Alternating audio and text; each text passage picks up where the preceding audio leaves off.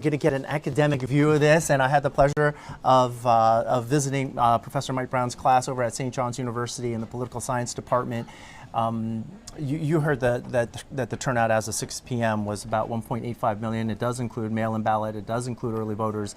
But is that significant? Are we right to say? It's remarkable. I mean, I don't think anyone expected this kind of a turnout. We haven't seen these numbers going back to 1993.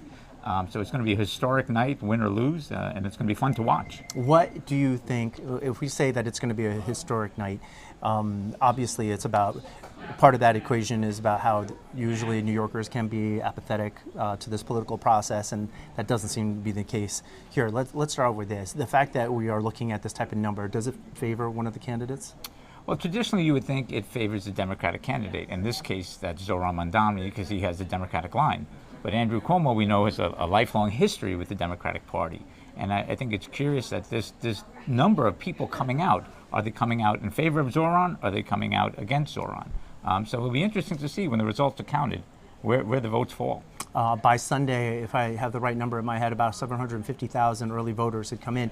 Early on, there was much made out of the fact that they were 55 and older, which seemed to, if you would agree, favor Cuomo. But towards this past Sunday, it got younger, and so much so that the younger demographic became the highest turnout. Very significant. Is that significant? It is significant. And who wins the young vote? Because historically, young people are kind of apathetic. Them coming out to vote like this is a bit of an anomaly. So is this the wave of the future? Is this the wave of the future for New York City? Or is this a one-off election? This has been a very unconventional election, having a sitting incumbent drop out, having a former governor continue to run after losing a primary. So this is one for the history books. There are issues that were raised in the campaign about experience and whatever. Let's throw that aside right now, because I think one of the key things, certainly in the last cycle, was President Trump and the wild card that's presented there, his threats to New York City. Do you think that factors into the final hours of this election? I think it might, and some early reporting here on Fox talked about voters in Queens who were concerned and about just that issue and Trump coming after them.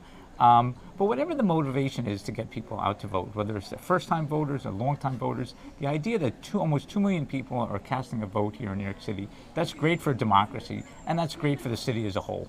All right. What are your students telling you when you guys have discussed this? Is it a mixture of optimism, but is there also fear in the mix, because this is a very treacherous time, it seems? It's a little bit of both. And I think one thing that we heard a lot about in this campaign, and I've heard a lot in the classroom, is affordability. New York City is an expensive town to live in and find a job in. And I think Zohran touched on that. But public safety is also an issue. College students travel the subway. They see what's going on, so they have concerns about that. But I think what was interesting for me was many students didn't know anything about Curtis Sliwa, and they found him this kind of unique New York City kind of caricature. So it's curious to see who identified with what candidate and for what reason. A three-way race has really made it interesting.